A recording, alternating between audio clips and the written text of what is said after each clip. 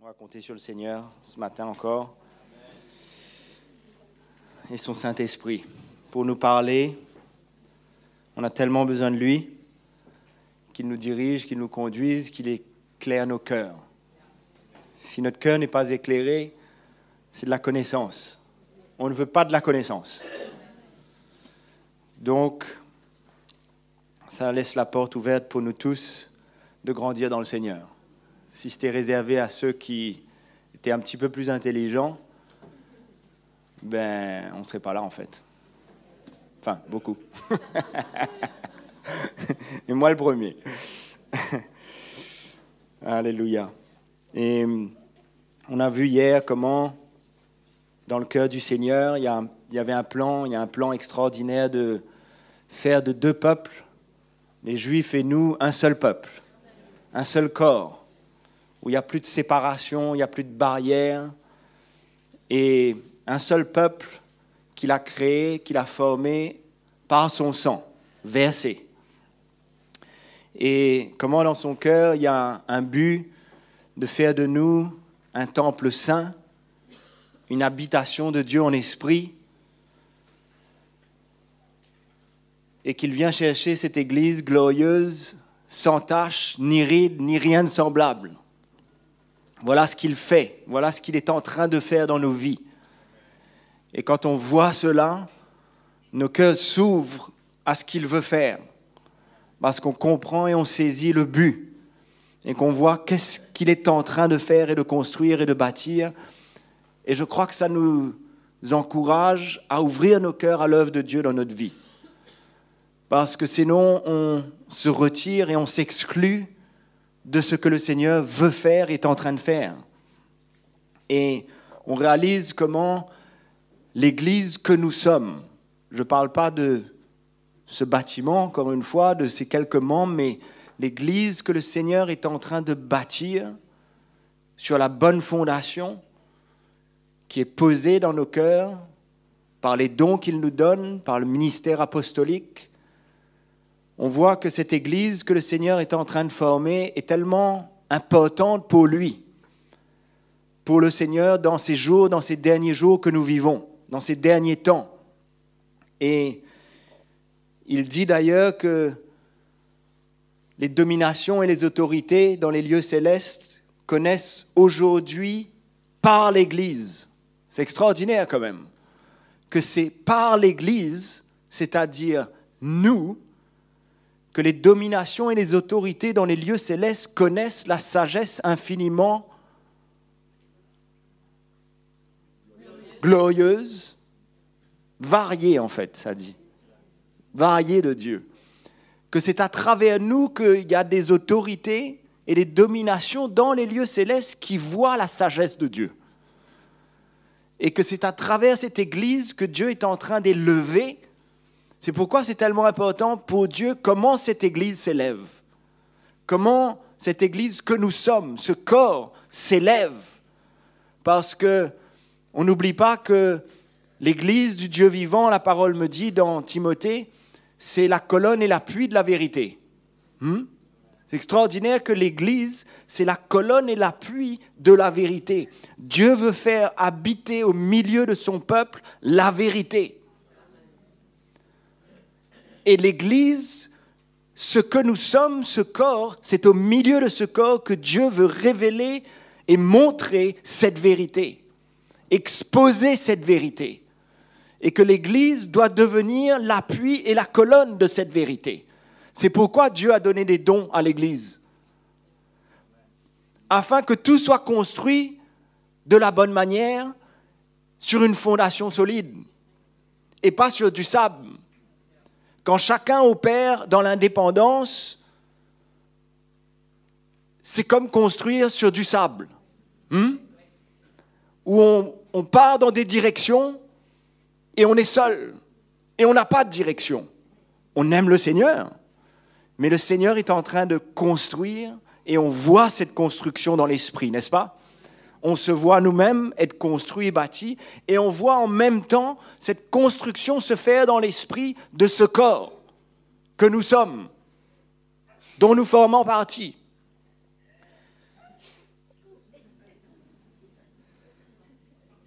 Et l'apôtre Paul dit aux Corinthiens, nous sommes ouvriers avec Dieu. Vous êtes le champ de Dieu et l'édifice de Dieu. Vous êtes le champ de Dieu. Et un champ, ça se travaille, non? Ça ne se laisse pas en friche. Le champ se travaille. Et on est l'édifice. L'édifice doit se construire et se bâtir. Et Dieu nous a donné ses dons, des hommes, chacun à sa place, afin que cette construction se fasse dans nos vies et que nous-mêmes maintenant on trouve notre place dans ce corps, où chacun va maintenant pouvoir opérer à sa place et grandir dans ses dons, et grandir et prendre sa place comme il faut.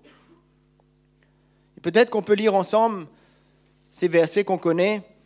C'est bon de temps en temps de relire, et dans 1 Corinthiens chapitre 12, au verset 12, et on va parcourir quelques versets ensemble. Car comme le corps est un et a plusieurs membres, déjà il est un, et on sent de plus en plus, on sait que cette unité s'établit au milieu de nous. S'il y a une chose qui est sûre, c'est qu'on ressent une unité que le Seigneur est en train d'établir au milieu de nous de plus en plus. Il y a un seul esprit et on sent que c'est ce même esprit qui nous anime de plus en plus. Comme cette première église, comme ces premiers apôtres, comme ces premiers chrétiens. Cette unité de l'esprit, c'est ça qu'ils recherchaient. C'est ça que l'apôtre Paul encourageait toujours l'église. Rester unis dans le même esprit. Un même sentiment, un même esprit. Quand on sait que c'est l'esprit de Jésus qui construit, ça nous emmène de plus en plus à être unis dans un même esprit et voir et comprendre les choses à la manière du Seigneur. Et il y a une seule manière, parce que Dieu n'est pas confus. Il n'y a pas plusieurs esprits, c'est un seul esprit qui construit. Donc comme tous les membres du corps, malgré leur nombre, ne forment qu'un seul corps. Beaucoup de membres, mais un seul corps. Ce corps est solide. Il est solidement établi, rapproché pour voir s'élever une construction solide et unifiée. Et ainsi en est-il de Christ. Christ n'est rien sans son Père, sans l'Esprit. Nous avons tous en effet été baptisés dans un seul esprit pour former un seul corps. Soit juif, soit grec, soit esclave, soit libre. Et nous avons tous été abreuvés d'un seul esprit. Ainsi, le corps n'est pas un seul membre qui peut se satisfaire par lui-même. Mais il est formé de plusieurs membres. Si le pied disait « Parce que je ne suis pas une main, je ne suis pas du corps », ne serait-il pas du corps pour cela? Et si l'oreille disait « Parce que je ne suis pas un œil, je ne suis pas du corps », ne serait-elle pas du corps pour cela? On est du corps, on forme partie du corps. On ne peut pas ni s'exclure, ni se considérer exclu, mais on doit ressentir qu'on est attaché à ce corps et qu'on a notre place dans ce corps. Et qu'on ne peut pas fonctionner, grandir en dehors du corps. Si le corps était œil, où serait l'ouïe? Et s'il était tout ouïe, où serait l'odorat? Maintenant, Dieu a placé chacun des membres dans le corps comme il a voulu. C'est lui qui nous place. C'est lui qui nous met. Et on grandit aussi. Il ne nous met pas dans un endroit puis on reste là. On grandit. C'est pourquoi plusieurs fois l'apôtre Paul nous dit, il parle des diacres par exemple, il dit qu'ils soient éprouvés. Qu'on cherche, qu'on trouve des hommes éprouvés. Il y a un parcours. Il y a une place aussi qui grandit. Il y a des dons en nous qui grandissent, qui mûrissent. Mais on a une place. Notre place bouge, mais on a une place. On grandit dans dans ces dons que le Seigneur nous donne, à chacun.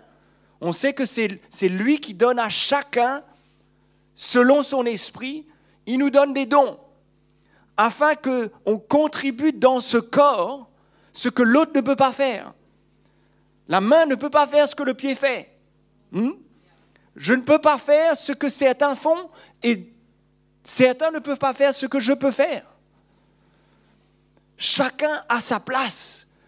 Mais quand l'Esprit de Dieu se révèle à notre cœur, chacun trouve sa place et ne prend pas la place qui n'est pas la sienne.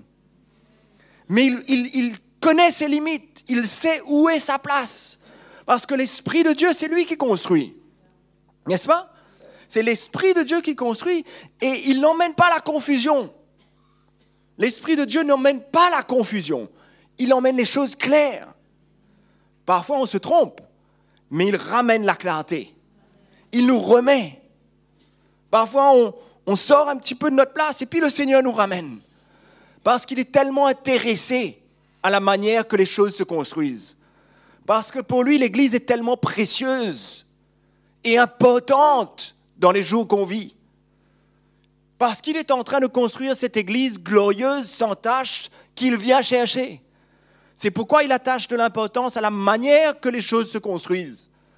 C'est pourquoi il distribue les dons et il fait tout à la manière qu'il veut et qu'il nous a donné des dons pour sécuriser notre place au milieu de ce corps. N'est-ce pas? Si je n'avais pas ces dons, si on n'avait pas l'onction apostolique et prophétique au milieu de nous, beaucoup de désordre.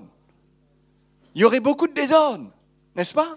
Mais l'onction apostolique et prophétique viennent ramener, sécuriser cette construction. D'ailleurs, Paul dit, comme un sage architecte, j'ai posé le fondement.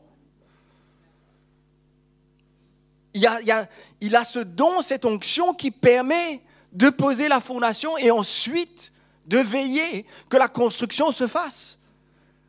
Un architecte, non seulement il prépare tout, mais au fur et à mesure de la construction, il est là, n'est-ce pas?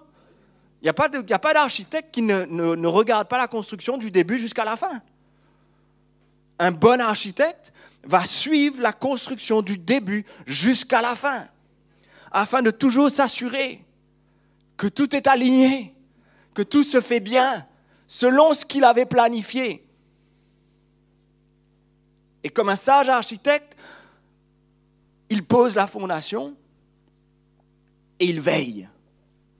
Et on peut être tellement reconnaissant de voir ces dons que Dieu nous a donnés pour veiller à ce que cette construction se fasse d'une manière coordonnée, établie, propre, où chacun maintenant vient trouver sa place et opérer selon le don que Dieu lui a donné et dans lequel il va mûrir et grandir. Et personne n'est dans une boîte. Personne n'est dans une boîte, mais on est tous appelés à grandir et mûrir et opérer, conduits par l'Esprit de Dieu, dans la liberté. Mais cette liberté va toujours m'emmener en soumission les uns avec les autres. Parce que si c'est l'Esprit de Dieu qui me conduit, il ne va pas m'emmener dans l'indépendance. Dieu n'est pas confus. Dieu ne va jamais me pousser hors du corps. Dieu ne va jamais me donner un don pour opérer en dehors du corps ou pour quelque chose qui n'est pas au bénéfice du corps et de cette construction. Jamais.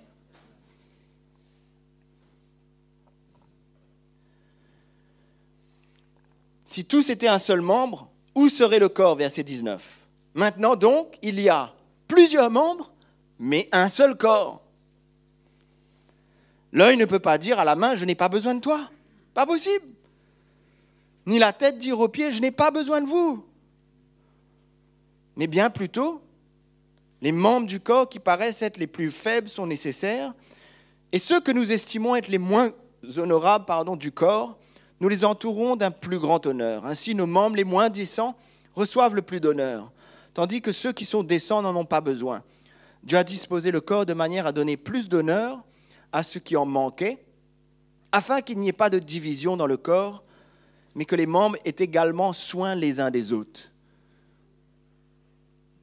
Et là, on voit le cœur du Seigneur, où il attache de l'importance à chaque membre de ce corps, où personne.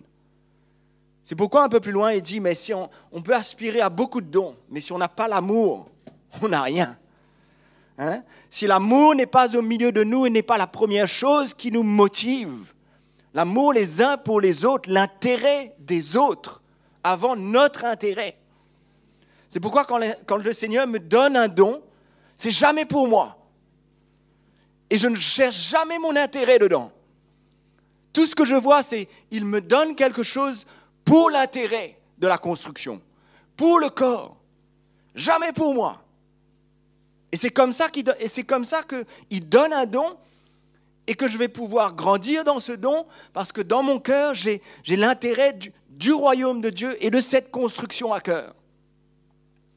Et que je ne peux pas oublier que la première chose qui est importante, c'est l'amour que Dieu veut mettre dans mon cœur les uns pour les autres. Et c'est comme ça que je ne vais pas chercher mon intérêt. Et qu'il n'y aura pas de division, au contraire. Et que les membres les moins honorables on donnera le plus d'honneur. Hein? Il n'y a plus de catégorie. Ça disparaît. C'est l'opposé de ce qu'on trouve ailleurs, de ce qu'on trouve partout dans la société. Si un membre souffre, tous les membres souffrent. On a besoin de grandir, hein? Si notre petit doigt souffre, qu'est-ce qui se passe? Tout notre corps souffre. Notre petit doigt, on a mal à l'ongle du petit orteil. Qu'est-ce qui se passe? On dirait tout le corps fait mal. Petite douleur quelque part, tout le corps souffre. C'est comme ça que de plus en plus, le Seigneur nous unit ensemble et où on se sent concernés les uns par les autres. Notre vie, on est concernés par la vie de nos frères et de nos sœurs. Concernés par un amour sincère et vrai. Vous êtes le corps de Christ. Ah, il continue, si un membre est honoré, tous les membres se réjouissent avec lui. Vous êtes le corps de Christ et vous êtes ses membres, chacun pour sa part. On est ses membres, on est le corps de Christ, mais chacun pour sa part. Et qu'est-ce qu'il dit après? Et Dieu a établi dans l'Église, premièrement, les apôtres. Ce n'est pas par hasard qu'il dit ça là. Il rappelle encore, il y a les dons, mais qu'est-ce qui sécurise tous ces dons? Qu'est-ce qui sécurise ce corps autour d'une fondation solide? C'est l'onction apostolique et prophétique. Il a établi dans l'Église, premièrement, des apôtres, deuxièmement, des prophètes, troisièmement, des docteurs, et il continue, etc., etc.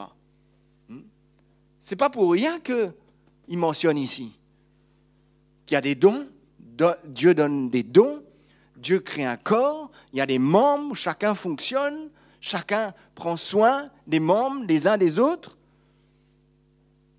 Et il rappelle que cette fondation est établie par l'onction apostolique et prophétique.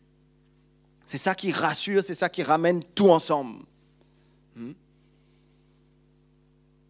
Et où est-ce qu'on est, nous? Où est-ce qu'on est dans ce corps? Où est-ce qu'on trouve sa place dans ce corps? Notre place, on l'a dit hier, n'est pas en dehors du corps. Et vous savez, ce n'est pas la distance qui détermine si on est dans le corps ou en dehors du corps. Ce n'est pas la distance. Mon cœur doit ressentir qu'il est attaché à ce corps. Mon cœur doit ressentir qu'il n'y a pas d'autre corps possible. Si le pied dit « je ne forme pas partie du pied », n'est-il pas du corps malgré tout?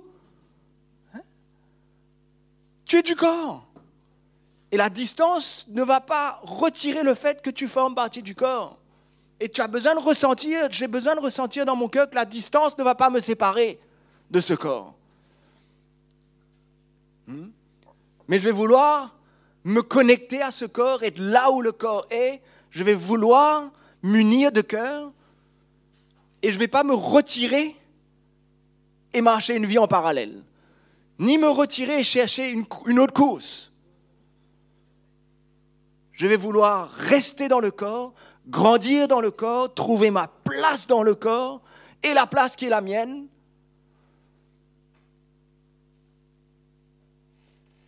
Et chacun trouve sa place, la place que Dieu a réservée pour lui. Et je ne vais pas prendre la place d'un autre. Je vais trouver ma place, celle qui est la mienne.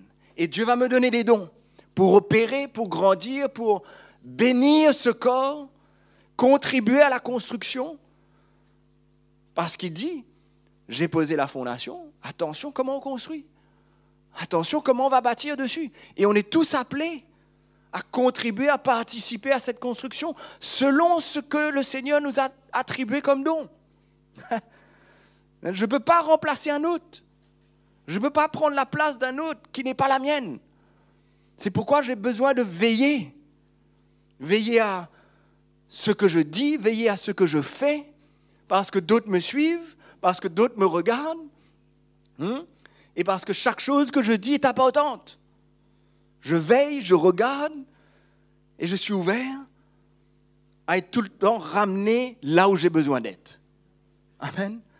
Afin que ce corps se construise d'une manière solide et unifiée. Et là, on va voir des grandes choses. Et parce que quand c'est comme ça, il y a de la liberté. N'est-ce pas? Il y a de la liberté au milieu de nous. Et quand c'est l'Esprit de Dieu qui me conduit, comme j'ai dit tout à l'heure, on va pas faire des choses qui sont en dehors. Et de temps en temps, on fait des choses en dehors et puis le Seigneur nous ramène. Il nous ramène. Et on accepte. Parce qu'on apprend tous les jours. On apprend. Et on a un cœur pour apprendre. Mais on a un cœur qui veut former partie de ce corps. Être dans le corps. On cherche cela. On veut grandir. Parce que dans notre cœur, on garde dans notre cœur la vision de devenir individuellement et ensemble avec le corps cette église glorieuse que Dieu est en train de construire et de bâtir et qu'il vient chercher. Le travail ne sera parfaitement accompli que quand il reviendra, mais il doit accomplir une œuvre, n'est-ce pas? Il y a une œuvre qu'il doit accomplir.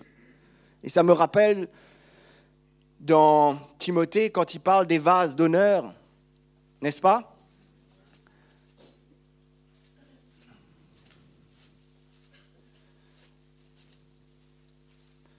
2 Timothée, chapitre 2,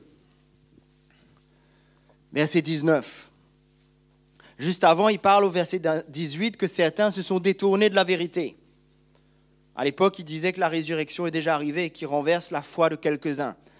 Et l'apôtre Paul dit à Timothée au verset 19, « Néanmoins, le solide fondement posé par Dieu subsiste, même si beaucoup veulent vous éloigner de la vérité, veulent vous éloigner de ce que je vous ai prêché, il dit, ce que j'ai emmené dans votre cœur, ce que j'ai déposé dans votre cœur, et veulent vous détourner de la vérité. Malgré tout, le solide fondement posé par Dieu, il dit, subsiste. Même si d'autres viennent pour vous écarter, mais le solide fondement subsiste, lui. Il est là. Il a été posé, il a été établi dans votre cœur et dans votre vie. Maintenant, peut-être vous vous laissez séduire, peut-être maintenant vous vous laissez écarter, mais le fondement est le même. Il a été posé, il demeure le même. C'est celui que j'ai posé, il dit l'apôtre Paul. C'est celui que j'ai posé dans votre cœur. Aux Corinthiens, il dit, vous n'avez pas plusieurs pères. Vous avez peut-être plusieurs maîtres, vous n'avez pas plusieurs pères en Christ. C'est moi qui vous ai engendré, l'apôtre Paul dit aux Corinthiens. Et il continue, il dit, verset 20. Dans une grande maison, il n'y a pas seulement des vases d'or et d'argent, mais il y en a aussi de bois et de terre. Les uns sont des vases d'honneur et les autres sont d'un usage vil. Qu'est-ce qu'on veut être? Hein? Oui. Donc, si donc quelqu'un, verset 21, se conserve pur, en s'abstenant de ces choses, c'est toutes ces choses qu'il a parlé avant, en s'abstenant de toutes ces choses qui prennent si facilement notre vie. Si quelqu'un veut se conserver pur, en s'abstenant de ces choses, alors il sera un vase d'honneur. Pas de choix. On veut être un vase d'honneur utile dans les mains de notre maître, utile dans la maison du Seigneur, utile dans la maison de Dieu, pour construire un vase d'honneur que Dieu va pouvoir utiliser. Mais il y a une œuvre que Dieu a besoin de faire. Il y a une séparation qui a besoin de se passer, qui doit prendre notre cœur et doit être la priorité de notre vie. Une séparation, une œuvre de sanctification. Je dois vivre pour ça.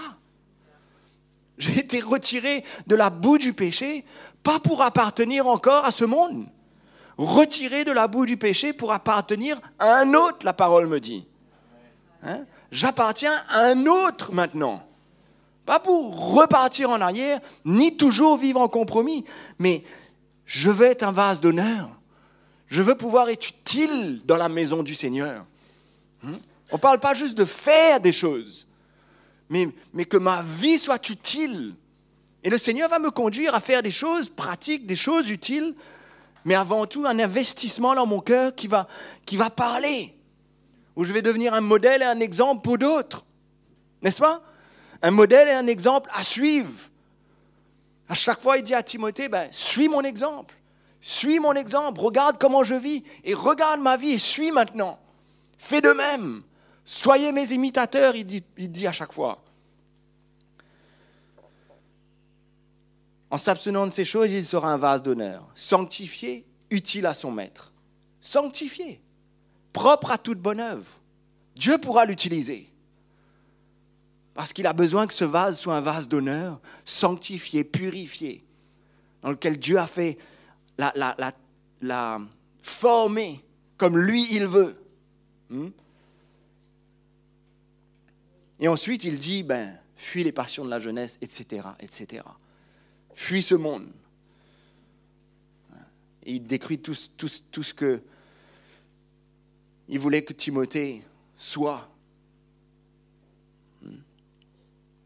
Un vase d'honneur. Voilà ce que Dieu veut qu'on soit et qu'on devienne de plus en plus. Et c'est ça qui doit animer notre cœur. C'est ça. Et quand on voit cela et on voit la construction, on voit notre place dedans, finalement, on voit qu'on n'a pas d'autre choix. Si Dieu nous a retirés de là où on était, c'est pas pour ni vivre une vie de compromis, ni pour vivre une vie à moitié. C'est pour devenir ce vase d'honneur où chacun va trouver sa place, où Dieu pourra opérer à travers de nous tous ces dons qu'il veut nous donner. Chacun a sa place, pas pour qu'on s'enorgueillit, pas pour qu'on s'élève. Jamais on pourra s'élever, parce qu'on réalisera combien c'est seulement par sa grâce, que c'est lui qui construit, que c'est lui qui nous donne, que tout ce qu'il nous donne, c'est seulement lui qui nous donne. Hein? Il dit aux Corinthiens, je ne sais plus où est-ce qu'il dit ça aux Corinthiens, dans Corinthiens, que c'est lui qui nous a donné tout ce qu'on a reçu, n'est-ce pas? C'est lui qui nous a donné. Et on ne peut pas s'enorgueillir. Et on trouve notre place, et le Seigneur construit, et le Seigneur utilise maintenant. Le Seigneur va nous utiliser, et on va trouver notre joie à le servir. On va trouver notre joie à le servir à notre place. À notre place, on va le servir dans la joie, selon ce que le Seigneur nous donne de faire. Et puis le Seigneur va nous conduire, et puis le Seigneur va ajouter, et il va mettre à cœur des choses dans notre vie. On va être conduit par son esprit, et chacun va être à sa place. Et on va voir cette église se construire et se bâtir dans la liberté, où chacun va reconnaître et voir les dons que Dieu a donnés à chacun. Mais on a besoin de la révélation de l'Évangile, frères et sœurs. On a besoin de la révélation de sa parole. On a besoin d'épouser, d'embrasser l'Évangile. Le message de la croix a besoin de devenir clair dans notre cœur. On a besoin de le vivre, on a besoin de l'épouser, de l'embrasser, de le vivre tous les jours, d'être engendré comme Paul voulait que les chrétiens soient engendrés dans l'Évangile. On a besoin d'être engendrés dans l'Évangile parce que c'est ça qui me protège. C'est ça qui fait que quand je vais opérer dans les dons, je ne vais pas opérer en dehors de ce que le Seigneur veut que j'opère. On dirait que tout va être cadré. Pas pour me mettre dans une boîte, mais pour que je puisse opérer selon ce que le Seigneur veut me donner comme don. Et là, je vais me sentir libre. Et on ne se sent pas menacé par qui que ce soit. Il n'y a plus de menace. Qui peut se sentir menacé par qui que ce soit? Quel frère, quelle sœur peut se sentir menacé en voyant un frère et une sœur grandir, prendre sa place? Peut-être on se sent un peu challengé. Menacé, non. Au contraire, ça nous réjouit. Personne n'est menacé dans cette construction. C'est ça qui est extraordinaire. Personne ne se sent menacé. Si un frère commence à grandir, une sœur commence à grandir, on se réjouit. C'est Dieu qui construit là. C'est Dieu qui est en train de faire. Donc personne n'est menacé. Mais Dieu commence à donner des dons. Et il dirige tout. Parce que quand il utilise des vaisseaux qui se laissent construire, là il peut agir. C'est pourquoi il faut se laisser construire. On laisse le Seigneur faire ce qu'il a besoin de faire dans notre vie. On se laisse construire pour devenir une maison spirituelle.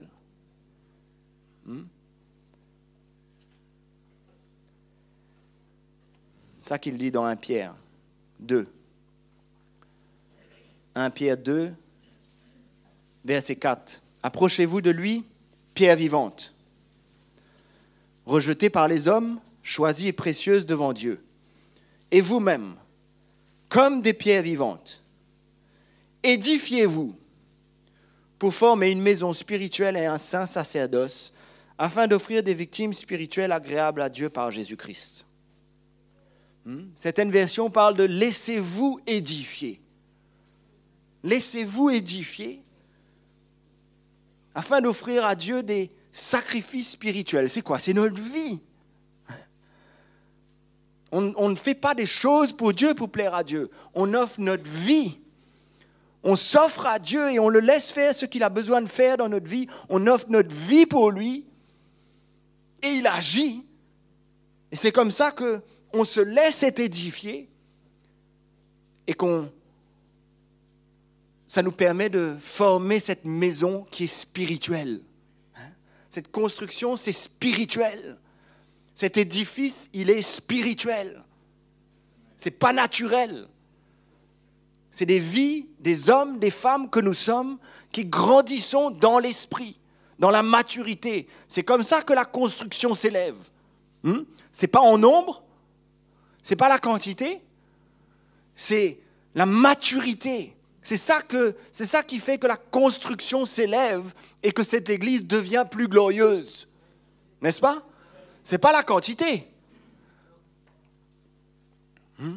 Mais c'est de voir cette maison spirituelle s'établir et se construire. Et on peut, encore une fois, quand on parle de maison spirituelle, c'est nous-mêmes individuellement. Est-ce que ma vie se construit spirituellement? Et c'est ça que je dois m'attacher à rechercher. Et c'est pourquoi Paul disait à Timothée, fuis toutes ces choses, fuis les passions de la jeunesse, fuis les discussions folles, fuis les discours vains, mais attache-toi à ce que tu dois t'attacher. Pour devenir un vase d'honneur, dans ma maison, utile dans mes mains. Et là, je pourrai construire, là, je pourrai t'utiliser, là, tu seras utile. Et là, cette maison spirituelle va s'élever et va briller de plus en plus, n'est-ce pas? Et c'est comme ça que l'amour va nous gagner de plus en plus les uns envers les autres. C'est là qu'il n'y aura plus de différence. C'est là qu'on attachera de plus en plus de l'importance aux membres qui méritent le moins d'honneur. Parce qu'il n'y aura plus de différence. Il y a moins en moins. On est concernés, on a un amour qui grandit les uns pour les autres. Et cet édifice se construit d'une manière extraordinaire, miraculeuse. La construction du Seigneur, c'est un miracle. Notre vie construite sur cette fondation de Jésus-Christ et Christ crucifié est un miracle. Quand on l'accepte, n'est-ce pas? Quand on l'accepte pour notre vie et qu'on est prêt à perdre notre vie pour gagner cette vie en retour.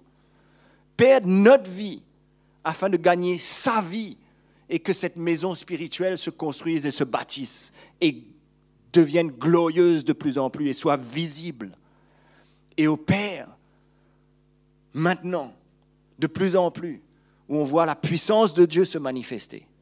La puissance de Dieu doit se manifester au milieu d'un corps de plus en plus spirituel et va se manifester. Obligé. Et on va voir des grandes choses. On va voir des grandes choses. On a déjà vu des grandes choses dans nos vies et le Seigneur va continuer. Il y a un peuple qui se meurt, il y a des hommes et des femmes qui ont besoin de Jésus, il y a des chrétiens perdus, n'est-ce pas? Ils ont peut-être le berger Jésus, mais ils n'ont pas de berger. Ils sont perdus.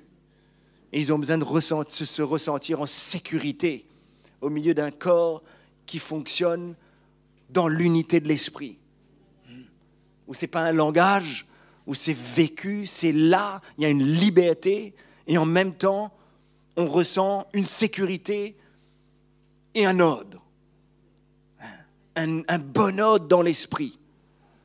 Le bon ordre dans l'esprit, ce n'est pas la loi et les principes qui gardent l'ordre dans l'esprit. Non. La loi et les principes ne gardent pas cet ordre dans l'esprit. Non. C'est l'Esprit de Dieu, quand il travaille en moi et en vous, c'est lui qui va ramener l'ordre et qui va m'emmener à ma place. N'est-ce pas? Et c'est là que c'est rassurant. Heureusement que c'est Dieu qui construit. Heureusement que c'est lui qui bâtit, qui construit. Si on se laisse bâtir et construire, c'est pourquoi il dit, laissez-vous édifier. Laissez-vous édifier. Notre challenge ce matin encore, n'est-ce pas? De continuer à se laisser édifier afin de devenir cette maison spirituelle. Et là, je ne peux pas regarder mon voisin, ma femme, mon mari, ni celui qui est à côté de moi. J'ai besoin de me regarder moi. Qu'est-ce que je suis prêt à faire pour me laisser être édifié et formé pour devenir un vase d'honneur dans sa maison et que Dieu puisse m'utiliser comme il veut m'utiliser. Il veut m'utiliser. Il veut faire de moi un vase d'honneur dans sa maison. C'est son plan. Je ne veux pas arrêter cette construction. Je ne veux pas ralentir ce qu'il veut faire. Et pour ça, j'ai besoin d'ouvrir mon cœur et de le laisser faire. Et de perdre ma vie sur ce chemin. Et le Seigneur va me construire. Et je vais sentir que j'ai ma place. Je ne vais pas me sentir à l'écart. Alors que je forme partie du corps, je ne vais pas dire, mais non, mais je suis un peu à l'écart. Mais c'est toi qui as décidé de te sentir à l'écart. Tu n'es pas à l'écart. Tu es là. Laisse le Seigneur te saisir. Laisse le Seigneur saisir ton cœur. Et réponds. Réponds. Et il y a des sacrifices. Oui, il y a des sacrifices. Oui, il y a un prix à payer. Il y a un prix à payer. Mais en échange, qu'est-ce qu'on a? Plus de sa vie. Plus de sa vie. Et on sent qu'on forme partie du corps et qu'on ne peut plus fonctionner sans ce corps maintenant. Et comme je disais tout à l'heure, la distance ne va pas m'empêcher d'être convaincu de savoir que je forme partie de ce corps. Si demain je suis à 10 000 kilomètres, je forme partie du corps. Et je vais me sentir uni avec ce corps et rien ne va pouvoir me séparer. Si peut-être je suis appelé tout à coup à être à 20 000 kilomètres pendant 3 mois, mais rien ne va me séparer de ce corps. Parce que c'est dans ce corps que je me sens en sécurité, que je me sens bien.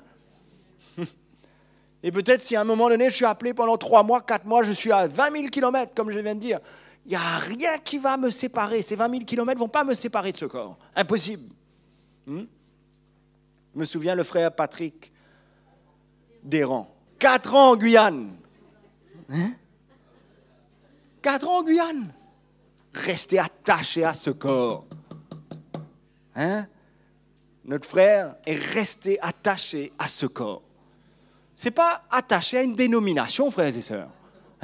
C'est pas, c'est mon église, je reste attaché à mon église. On parle d'autre chose, là. On a compris? On ne parle pas de l'Assemblée chrétienne de Chaville, là. On ne parle pas de ça, là. Non.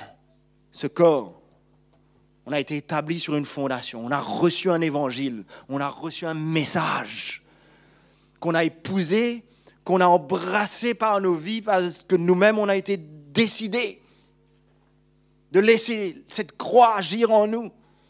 Et c'est ça qui nous a unis à ce corps, n'est-ce pas? C'est ça qui m'unit à ce corps et qui fait que même si pendant 4 ans je suis en Guyane, ça ne va pas m'empêcher de rester attaché à ce corps. Et je ne vais pas perdre du temps aussi. Ce n'est pas 4 ans de pause. Le frère n'a pas fait 4 ans de pause. Il a continué à grandir. Il a continué à trouver ça. Il avait toujours sa place dans le corps. Extraordinaire. Sa place était toujours là. Hein? Il a fonctionné dans le corps malgré ses 4 ans en Guyane. Comme quoi, hein? Pas la distance, pas l'éloignement, tout ça ne peut pas nous séparer de ce corps. Quand on a saisi, on a été saisi par Jésus, on a saisi l'esprit de l'évangile. Ça ne va pas nous séparer de ce corps. C'est pourquoi on a besoin de plus de sa révélation dans notre cœur. On a besoin de plus de sa révélation, la révélation de la croix. Ce message a besoin de faire partie de nous.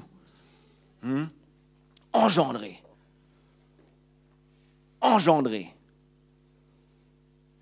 Et ça, c'est le Seigneur qui fait ça dans notre vie. Ce n'est pas un enseignement, ce n'est pas une connaissance, ce n'est pas un langage. J'apprends pas ça dans les livres. Mon cœur saisit. Et c'est le Seigneur qui me fait saisir. Ce n'est pas moi, ce n'est pas mon intelligence. C'est juste un cœur qui s'ouvre et qui cherche. Seigneur, montre-moi, révèle-toi, fais-moi voir ce que je ne vois pas. Je suis un peu bloqué, fais-moi voir ce que je ne vois pas. Je vois mon frère qui grandit. Seigneur, je ne me sens pas menacé, mais fais-moi voir ce que je ne vois pas. Pourquoi il grandit, lui et moi non? Pourquoi il avance et moi non? Seigneur, fais-moi voir, je ne peux pas rester comme ça. Le Seigneur va nous faire voir. Le Seigneur va nous faire voir. Il va nous rendre libres. Amen. Et qu'ensemble, on va prendre soin les uns des autres et on va grandir dans l'esprit. Et cette église glorieuse va s'élever. Où chacun prendra sa place et tout le monde aura sa part. L'église, ce corps, où chaque membre a sa place. Amen. C'est encourageant, non? Pas de menace. On fonce, on sert le Seigneur. De temps en temps, on fait les choses un peu en dehors. Hop, le Seigneur nous remet en place. Et on est OK avec ça.